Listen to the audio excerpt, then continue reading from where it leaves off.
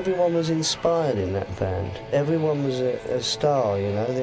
There wasn't a weakness there, you know. Every single person was strong. And the chemistry of the four people put together was, well, we know what it is now. It's all about a combination of confidence, having musical capability, but also like just hitting the nail on the head.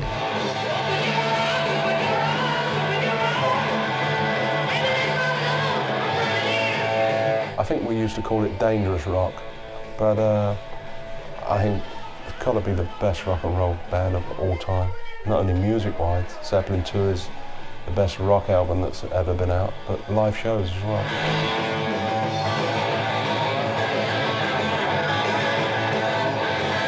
The thing about Led Zeppelin is they were enormously professional. It was a very tight ship. When they went on stage, they delivered. None of us really knew anything about how good we were individually, and that didn't really seem to matter. What mattered was the fact that together we had moments when we earned the big grin. People always, you know, you try and sort of, they pigeonhole you, like all the heavy metal stuff and all that. And yet, you know, if they only listen to the albums, you know, they realise it was never riff after riff after riff. I just think it relied a lot more on feel and soul. It's supposed to be jarring and mechanically, in a way, with a voice flowing over the top of it. So as the music makes right-angled turns here and there, and I keep on just searing over the top.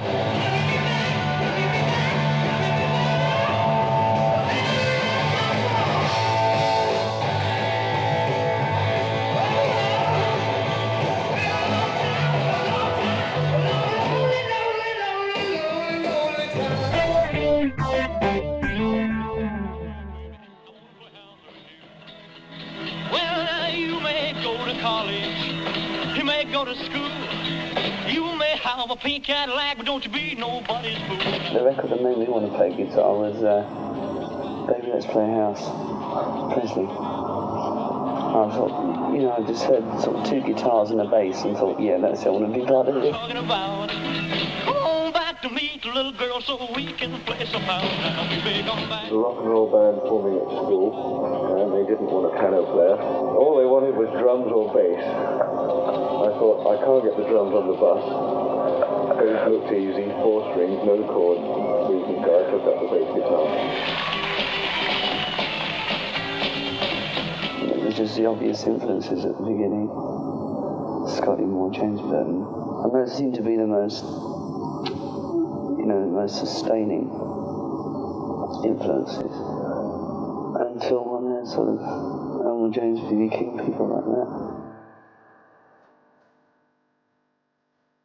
I've been in blues bands since I was 15 years old, so as naive as it may have been, I was with other people who had a like attitude.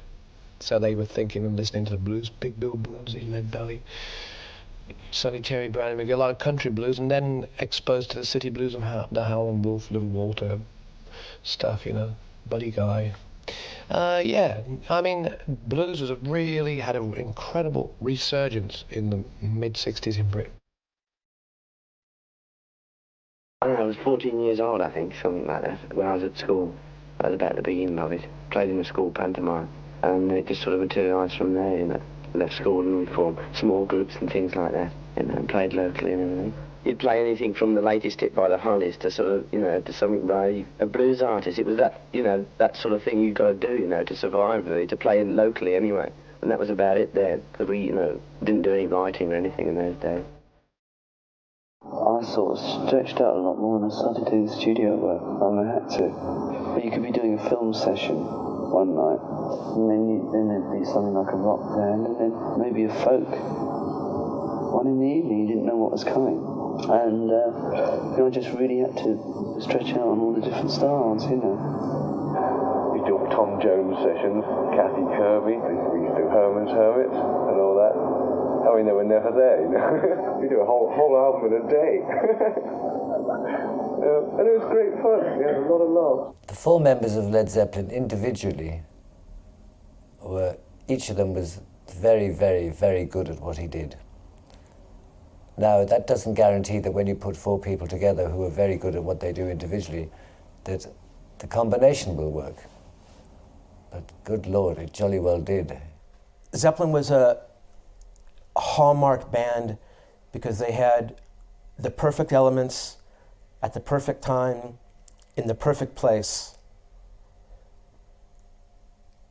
Jimmy Page was poised to do something great.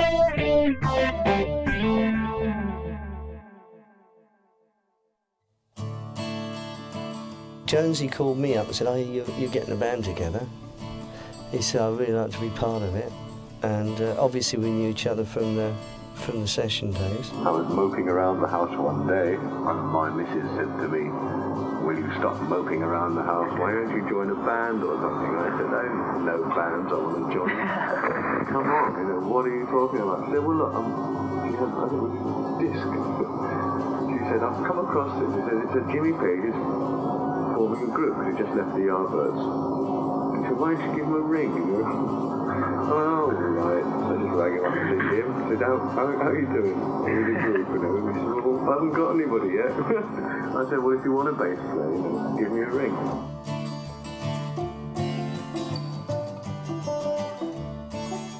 I had in my mind exactly what I wanted to try and get together, and then it was just a matter of searching around for the right personnel that could pull it off.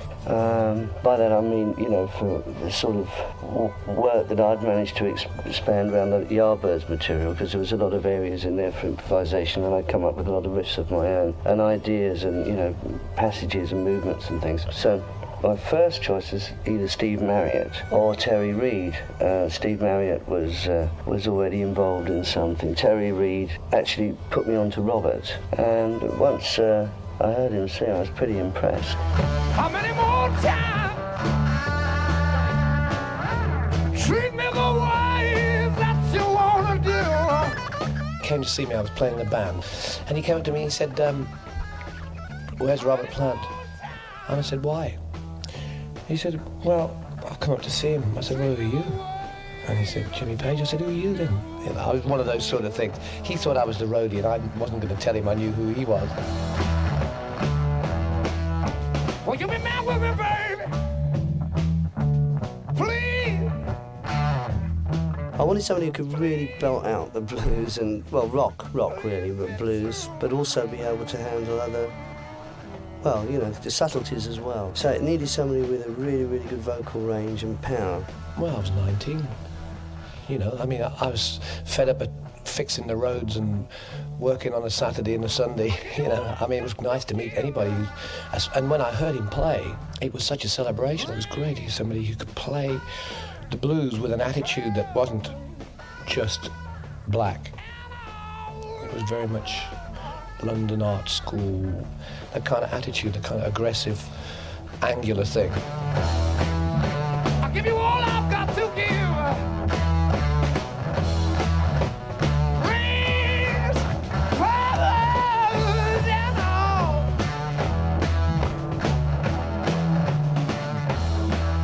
At the time, I had a couple of drummers in mind, but Robert said, "I know a really good drummer in the Midlands, Bonzo." He was just exactly the type of drummer I was looking for. Eventually, we managed to get the 4 of us into one room, and that was it.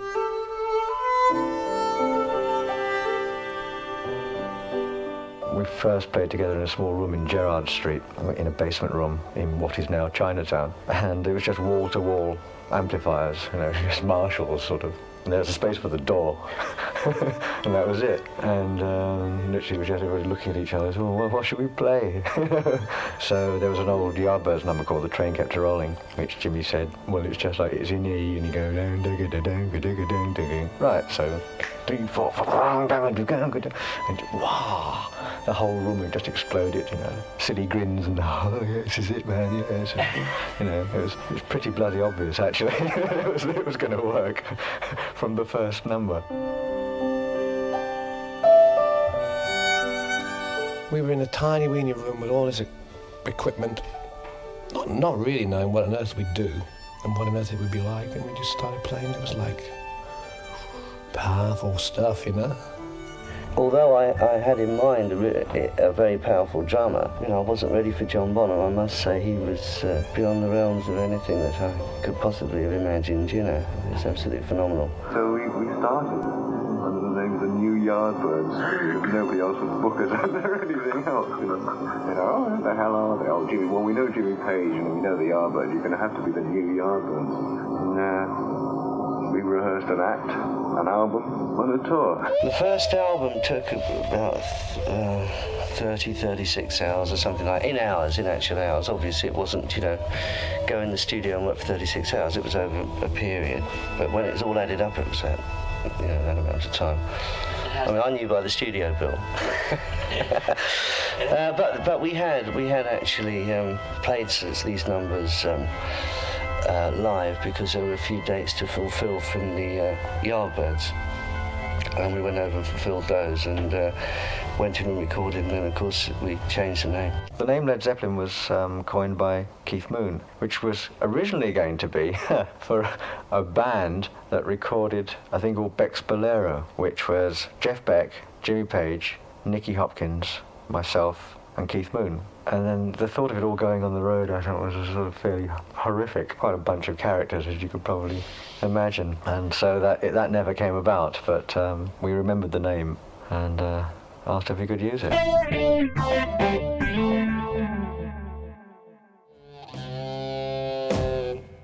dazed and confused for so long, it's not true.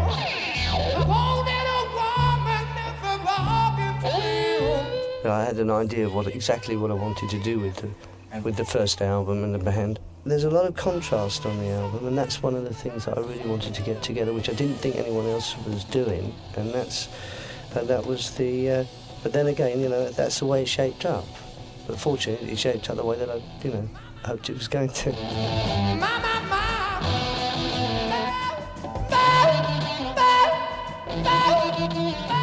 A friend came over and he said, "You have to hear this new record by this band Led Zeppelin." And I looked at the cover and I thought, wow, this cover is unbelievable. And we put on the album, and the first track was Good Times, Bad Times. And we could not believe what we were hearing.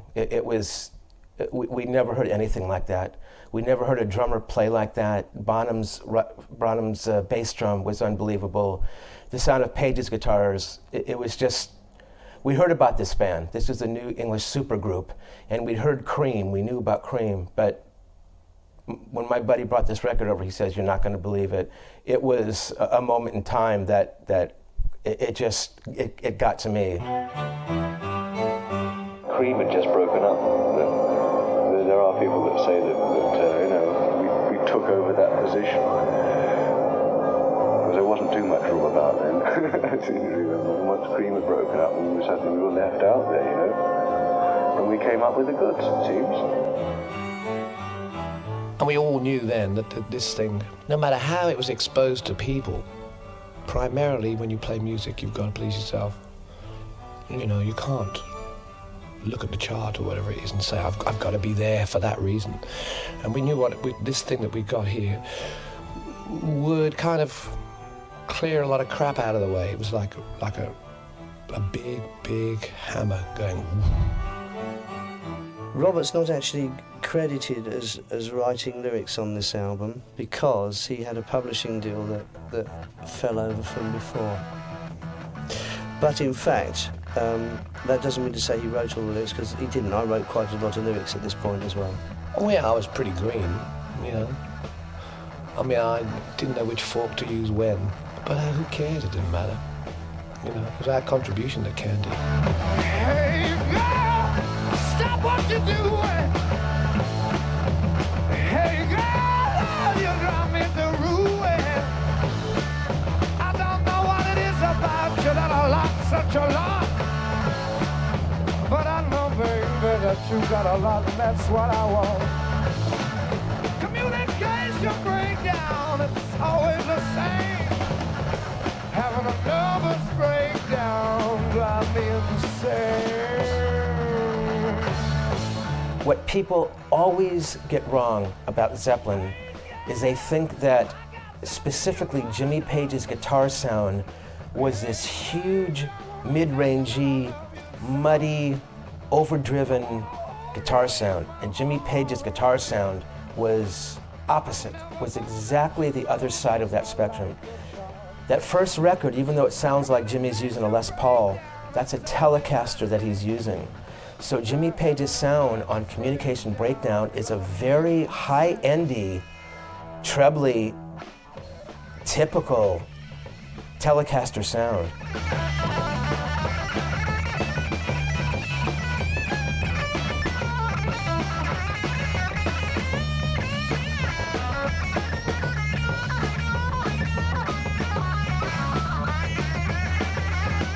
John Paul Jones' bass part is perfect. What sounds very simple on sort of the chorus bit, communication breakdown, going insane, communication breakdown, driving me insane. John Paul does like this sort of this rambling bass part over that no bass player ever gets right. Communication breakdown, it's always the same. A nervous breakdown, it drives me insane.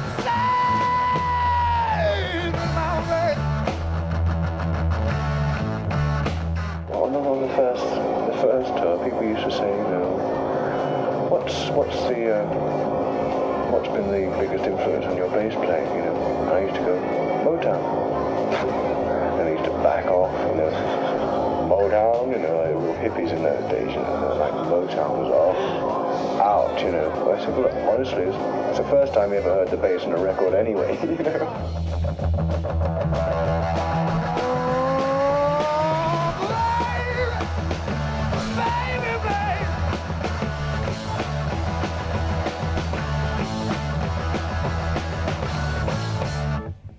We're looking at the first album, and it's, you know, it's a mixture of, there's blues on it, and there's acoustic music, and you've got Black Mountain Side instrumental, which is finger picking, and then you've got the extension of that type of thing with Babe, I'm Gonna Leave You, which starts with the acoustic, but it also has all this, you know, high power accents on it as well, electric accents, and very dramatic quality, you know. I mean, I still think that holds up, you know, I think they all hold up.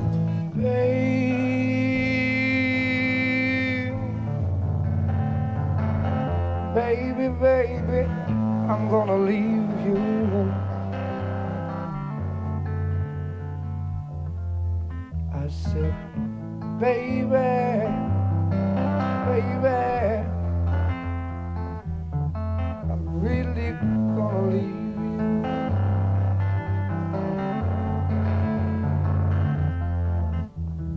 Babe, I'm Gonna Leave You. I heard that on a Joan Baez album. That's the version that I played to him, but I said, look, I've got an idea of how to do this.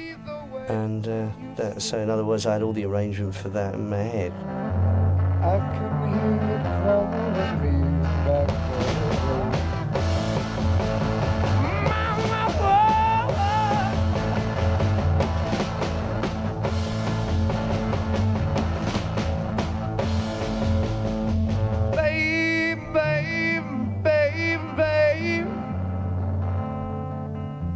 you know I've got to rumble. Everything was going and firing up in all directions. There was lots of tangents musically. Well, I started developing the use of my voice to match in with what Jimmy was doing with the guitar, you know. I mean, it's all a long time ago now, but I know that it was quite a moment when we suddenly started phrasing and scatting together on Dazed and Confused.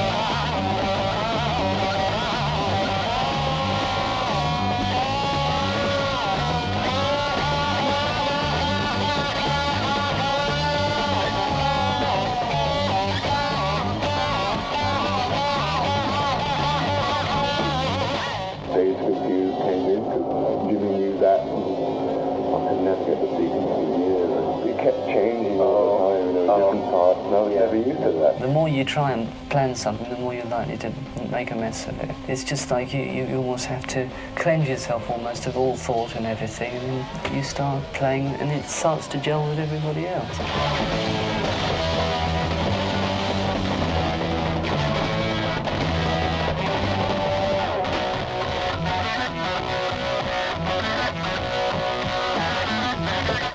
Jimmy's violin bow was pretty unbelievable. But Jimmy certainly made it an element in rock music. In fact, it became so identifiable with Jimmy, really, that nobody really ever used it after that.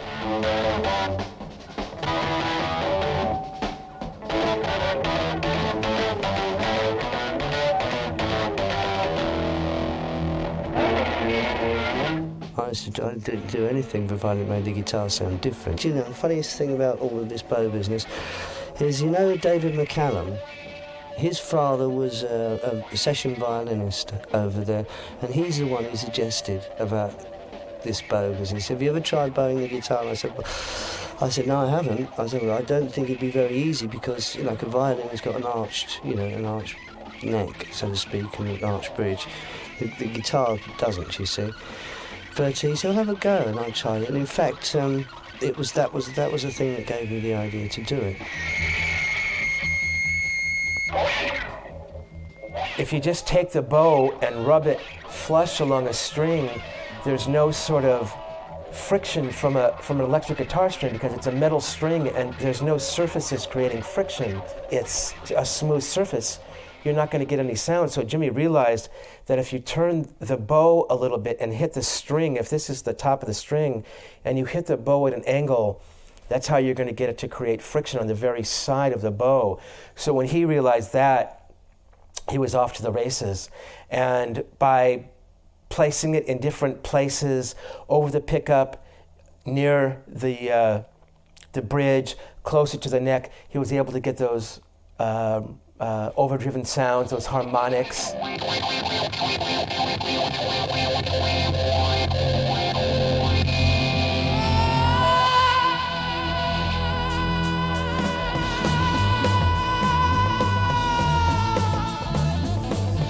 It felt like, I don't know, we just found something that we had to be very careful with this thing that we'd found because we might lose it. But it was remarkable, just the power. And I was very intimidated. I don't know, I mean, maybe I had a complex or maybe I was just neurotic or paranoid or something like that, but I thought, this is all too much. Am I really here? Do I belong in this sketch? And so really the record feels like that for me, for my contribution. But it really, as a collection of tunes and a way to play and expand, it was great.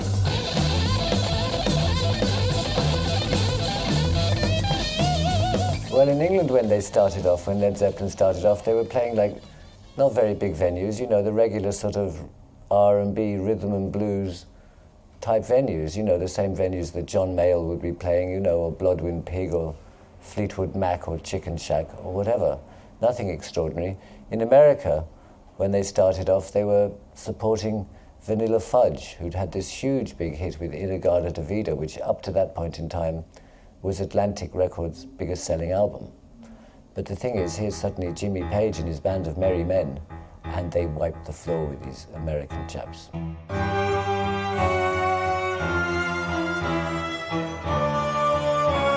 I knew it was really good, what we were doing. Good Lord, I knew it was good. We did a few dates in England, quite a few actually, and I don't know what the undercurrent was, but it was just like, yeah, they're okay. But it wasn't until we got over here and played at, I think it was a Fillmore, that suddenly we went in must have gone in right at the right time. I remember the first night in San Francisco. Incredible, the atmosphere was unbelievable. And I couldn't believe any of it. I go, what are all these people cheering for? You know, oh yeah, it must be us, I suppose. Ain't nobody else up here, you know. We only had one guy looking after the band, driving the station wagon. So I did the PA as well. So I had to change the volume of the voice from the stage. So nobody had any idea of whether the voice was loud enough or not. You just took pot luck. And I've heard bootlegs from San Francisco, from Fillmore, and it's terrible. It's terrible because I'm still fiddling around with this amplifier with its treble and its bass control thing, which I bought with me from the Band of Joy, which is totally inadequate and probably about as loud as the television set is these days. Well, it was about 150 watts, and now you don't even play without 1,500 watts at a rehearsal, or whatever it is, you know. So, I mean, it must have been a very funny sight. This guy with no shoes on in his wedding suit, pirouetting around, pulling all sorts of funny faces and also controlling the level of his own voice from a box which was placed in front of the bass drum, which was the amplifier. It was great.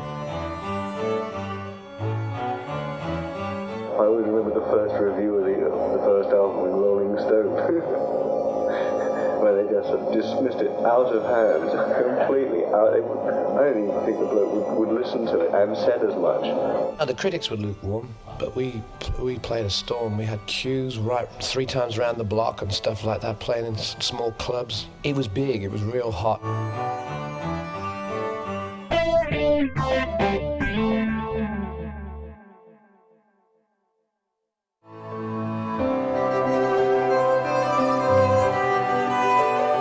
Well, when we started the band, I know what I wanted to do. I wanted to make music which was really that people would respect, and I knew it was good, but I hadn't got the faintest idea that it was ever going to become as big as what it did. Obviously, I mean, but I hadn't even thought or wished it to. I think the only thing I wanted to do was to do something which could stand the test of time. Is Jimmy Page an amazing guitar player? Yes. Is Jimmy Page an amazing co-songwriter? Yes. Is Jimmy Page one of the best producers in rock and roll ever? Yes. The way that he produced Led Zeppelin is extraordinary, which is one of the reasons that they stand up today, not just because of their individual skills as players, but the way in which Jimmy was able to get that in the recording studio. The way I like to work is when everything feels right in the studio and the mood of a number, whether it be a driving rock and roll one or an extremely sensitive number, is that sort of raw emotion or that sensitive emotion that needs to be captured within the recording. And there's no point in trying like 40 takes to get it right. If it ain't working, you move on to something else and you'll find the next day the number will work fine.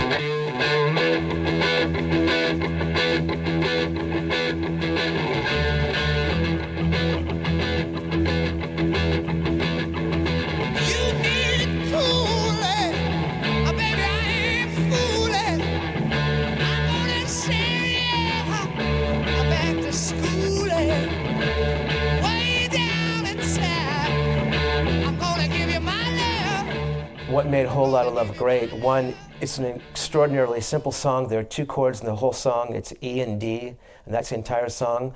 And the other element of that song that was perfect was Jimmy Page's solo in the middle. Page was the master of those little guitar bits. The power of Whole Lotta Love, the sexual shenanigans that go into the middle, the coitus non interruptus, is something to behold.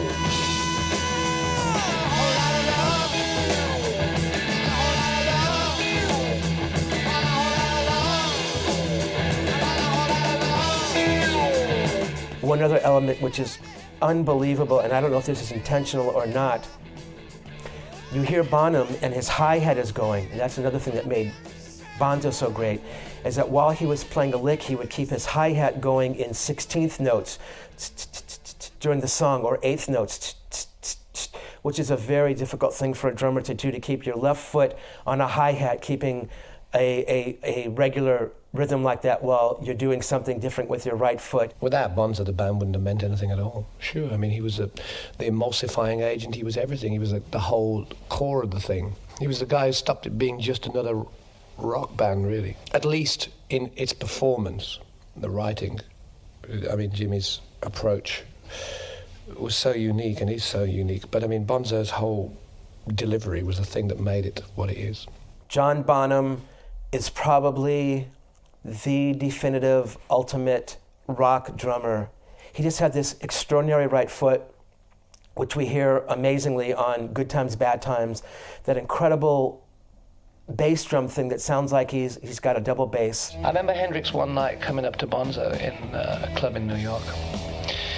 And in those days, everybody used to jam, and there was a place called Steve Paul's Scene. There was Buddy Miles and Hendrix, Beck. There was loads of us, me, Rod Stewart, people all over the place. And he came over to Bonzo and he said, you know what, he said, you got a foot like a rabbit, because Bonzo's bass drum was so...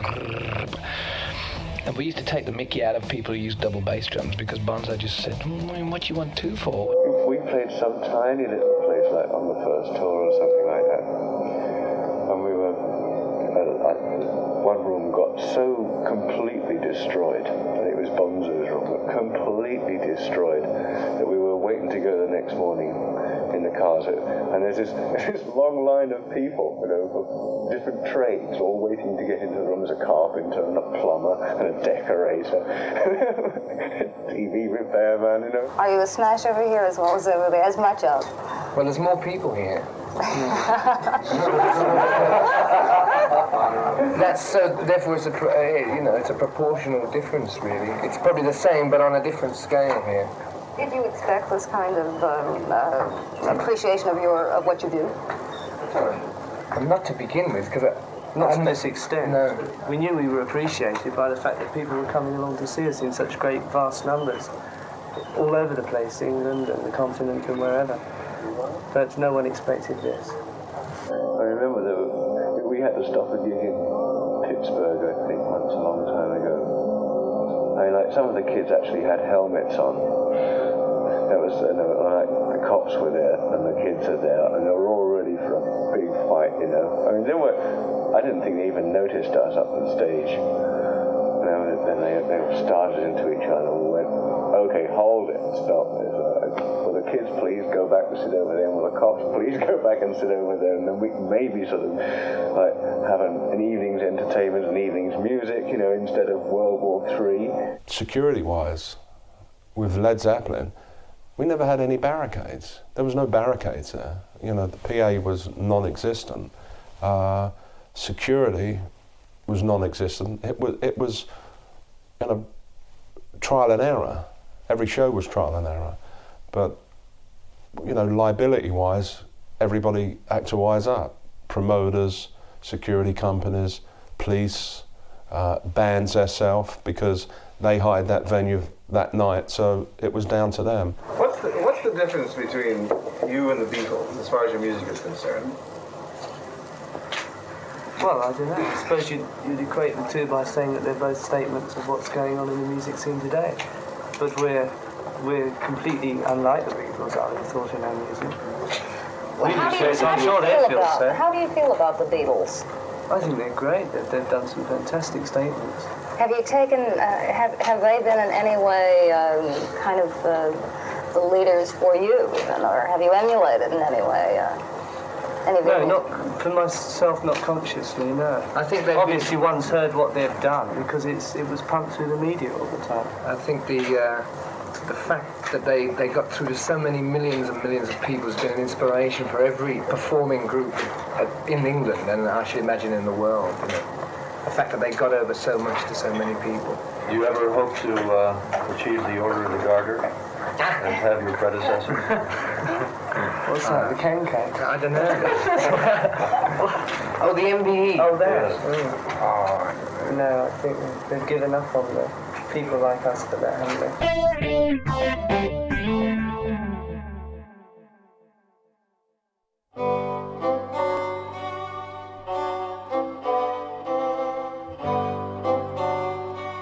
We went to Wales originally because we'd been touring for month after month after month with Zeppelin I and II. And when I was a kid, I used to go to this cottage, which was quite remote. But it was, for us, it was a complete change from what we'd been doing, which was constantly playing all these festivals. So without electricity and without all the trappings and no telephone and no this, that, the other, the whole deal was to have a break and see if we could really stimulate ourselves. You know, if you listen to all the albums, you'll be able to listen to something and say, that sounds like Zeppelin, because it's a sound, you know. Yeah. But in actual fact, each album is very different. There's a lot of different things on each one. Yeah. And I thought 3 was especially different from 1 and 2, which were basically very heavy sort of music. And there's a lot of acoustic stuff on 3. Yeah. I don't know how I'm gonna tell you. I can't play with you no more. I don't know how I'm gonna do. From the very beginning of working together, the acoustic guitar had been there, whether it was on Babe, I'm Gonna Leave You, or Your Time Is Gonna Come through. So it was no big deal. It was just kind of important to get away from Whole Lot of Love and say, hey, and we also do this. When we got to about the third, I think, when we started using acoustic, they said, oh, Led Zeppelin had gone acoustic, that changed the style and everything. Everybody forgets there's like 2 acoustic numbers on the first album. And I think it was a great success, the least successful Led Zeppelin album, and with the critics screaming for our lives and blood, saying, what's this crap? It was probably one of our finest moments. Initially, the relationship between Led Zeppelin and the press was somewhat strained, or indeed maybe non-existent. They had this policy that you were God one minute and shit the next, and that's the way that they, to keep the paper going, the controversy and stuff, And in the end I thought, that's trash, I'm not bothered to read this. Do you feel that rock groups have not been given the proper feeling, the proper image by the... Of course, they've never been allowed to get across. I suppose less so in England, because the media is pretty biased as to rock music. And as far as television coverage and radio, it's virtually swept under the carpet. It's given very bad viewing times, not peak hours at all. So that speaks for itself, really, doesn't it? We thought what we were doing was right and good, and we felt it was quality music, and we had to. You've got to live by what you believe in. Otherwise, you might just as well forget it. As far as I'm concerned. We just did it whatever we wanted to do, and said, look, for us, we had to just weave around wherever it was most appropriate. With amplifiers, without, it doesn't matter. In the desert, on the top of a Welsh mountain, wherever it was, which could be indicative and, it could show what we were all about.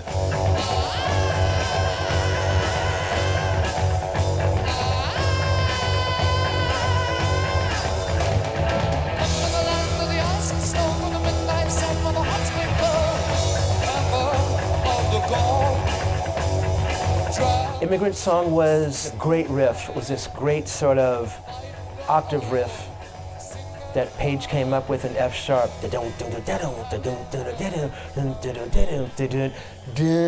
then that part there was like this ninth, it's like a B9 chord that Page would sort of, he would pull down on all the strings and create this little effect. It was a great song. My performance I wasn't that pleased with first and second, but by the third I was being able to sing. Gallows Pole is one of my favourite tracks, and Immigrant song is too, Robert Plant sort of got his Valkyrie song of the screaming Viking, the north wind coming, blowing over the winter hinterland, kind of howls over it. His images were really intriguing, and they were married perfectly to sort of Page's, that dark, winding, melodic kind of chord change he would always tend to write. Part of my charisma is, is reliant on the other three, and the same with everybody else, We really get off on playing together. That's the whole secret of... I couldn't really go away and play with anybody else, because if I wanted to play, who else would I need for a drummer but Bonzo, And the same with Jimmy and Jonesy. I don't think it wouldn't be right.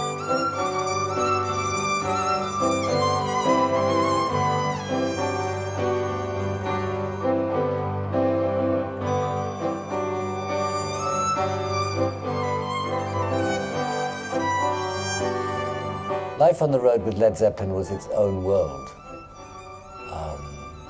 Whether something like that will ever be repeated is a very large question. I would suggest the answer is in the negative, because Led Zeppelin was a one-off and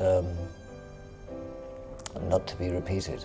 You would have to wake the guys up 3 o'clock, if you could. If you couldn't, you would have to transfer them to a trolley and put them on the plane, and you done what they told you to do.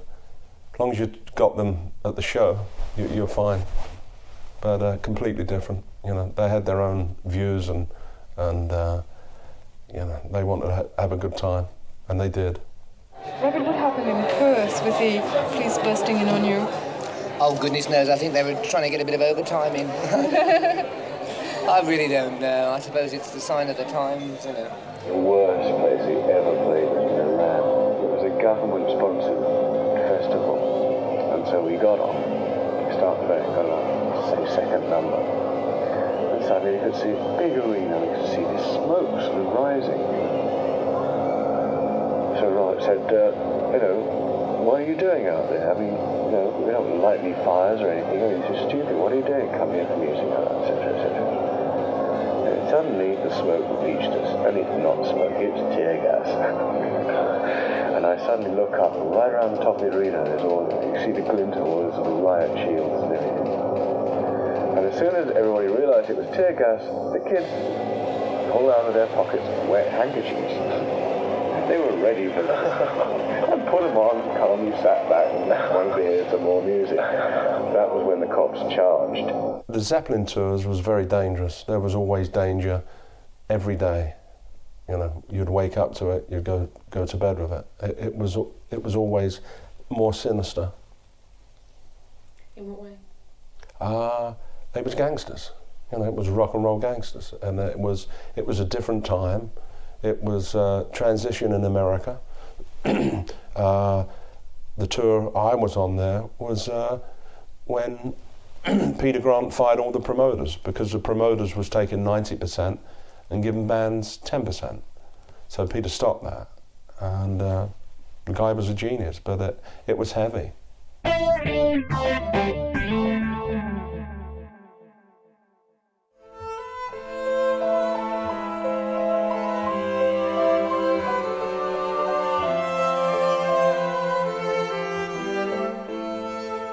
We did the fourth LP. We thought it was what we'd done was okay, but with all the advent of all this nonsense that was going on, it was agreed that it'd be a good idea just to put it out totally with nothing on it whatsoever, nothing, no information at all. It was like, if you put out something with no information on it, well then it can't be said that it's a hype, because well, if you don't want to buy it, you don't have to. And so it started with one symbol, put one symbol on it, and it was, well, let's have one for each person, we'll choose our own, and that was it. If you look at the basic cardboard of it, there's no sort of Led Zeppelin down the spine or anything like that. That was the reason for it. I know various retailers in England ended up scribbling on it in biro. LZ4. Can you imagine buying your copy of a record and some record store owners printed on it with a ballpoint pen? I think albums are the true statement of a group's work, You have time in an album to show or to indicate exactly what you've been up to over a period of time creatively. The secret of a lot of this is the fact of where it was recorded. And one of the advantages of not working in a recording studio all the time is if you were in an old house, you could find a cupboard that you could stick a guitar amp in. Or in Headley Grange, like the sound which wrote the song, really, of When the Levee Breaks. That whole song just came from the drum sound. We were doing another song, and there was a lot of leakage from the drums. So we set him up in another room, in the hall. And there was one mic, there was two mics on the drums, one at 10 foot and I think one at 20 foot. No bass drum mic. They were both above him, up the stairs. Basically one hanging on the first floor and one hanging on the second floor. And that was it. And we just started playing. I said, Jesus, will you listen to that sound? Well, I had my amplifier in another room, and I was in there with him, and so was Jonesy. And that was the first album with the mobile truck. Bonzo came up with riffs by singing them while he was playing odd drum patterns, and Jonesy would come up with great stuff. Black Dog was my riff. The first run through was hilarious. So I said, Bonzo, he said, what is that? I said, a 4, I've worked it out. A 4 will go straight the way through it. Keep the faith, and it'll work, Woman! 26,000 larynxes. Woman!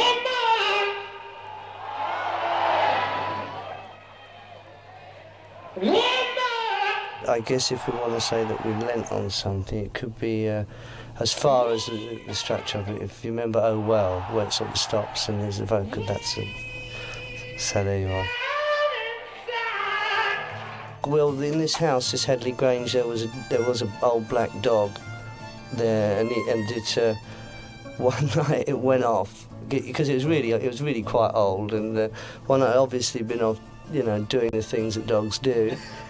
and came back and slept all day, and it was quite a powerful image at the time. So we called it Black Dog. It didn't seem to be a more sensible name for it at the time, because a lot of these things had working titles, which is why I sometimes find it difficult to remember what titles are, because we would record and I would know it as that title, and then I would not listen to it again. The ones we played on stage I would remember, because then they were the new titles and you would be identified by those titles. But some of these things I'd think, oh, what was that? Oh yes, Cow and Gate, or something like that, And Black Dog was a working title, and it stuck. Have you done anything different on your new album? There's two tracks with acoustic. Yeah. Going to California, that's mandolin again and acoustic guitar. Yeah. It's just sort of songs that we write and do at the particular time that an album, and we say, right, then we're going to put them in an album ad, and we do the songs that we. I found that in California, or the Californian musical scene was at least the spearhead or the great indicator of how music should actually have some bearing on, or at least some little pointers and indications on actual social behaviour, if you like, and social awareness. So I came loaded up with that, and Pagey was playing blues and rock and roll, and it was great. If we did nothing else, that was really good. Once we got to Stairway, that was it. He was in full flight. Not that he hadn't been in full flight beforehand, but that was it. During that whole period, not just Stairway, but it was obvious at that point that he was fully in command there of the lyrics. There's a lady who's sure all that glitters is gold, and she's found the stairway to heaven. After doing it with Stairway to Heaven, it's a kind of, I've never actually ever got over looking at those lyrics. It's like if I ever went for a job, I'd have to take those lyrics with me to say, yeah, this is what I do. The idea of what I had there was to start it with this acoustic piece, and then for it to build almost like an adrenaline rush by the end. And so, in fact, it actually gets faster from beginning to end. It increases in tempo. Robert wasn't actually there at the point when I was running it through with Jonesy and Bonzo. He came in once we got it more or less. I don't know whether he'd been listening outside, but he actually came in and he wrote 60% easy of those words there and then when he actually came in.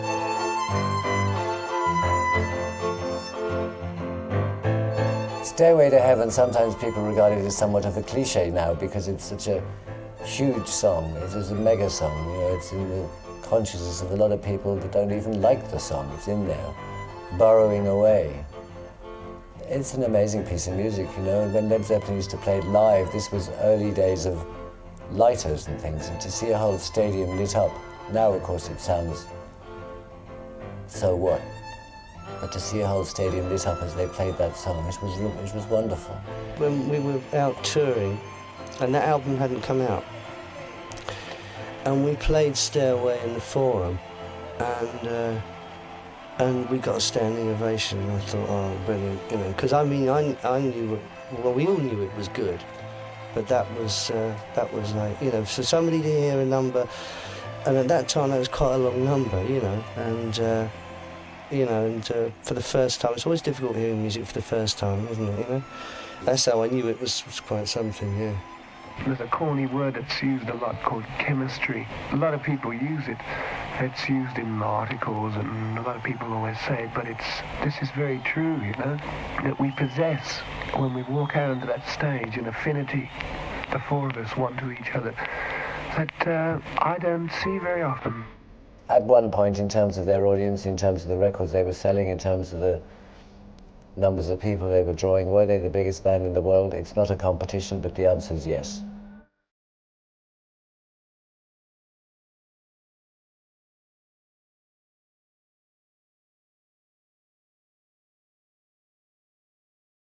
Having, been part of music like that, which has stood up to the test of time, I think every musician hopes that their music will hold up, and let alone having been part of a fabulous band as well, and to the bargain, it's wonderful. I'm very proud that people are so enchanted by it, and I think the way that it is now, is that whatever it was that people loved is not going to be spoiled. It captured all the elements of the kind of wondrous music that we'd all been exposed to. I think what we did was we were able to translate and kick on. It's like it's like we were a filter for all the good things, and we made something that was particularly original.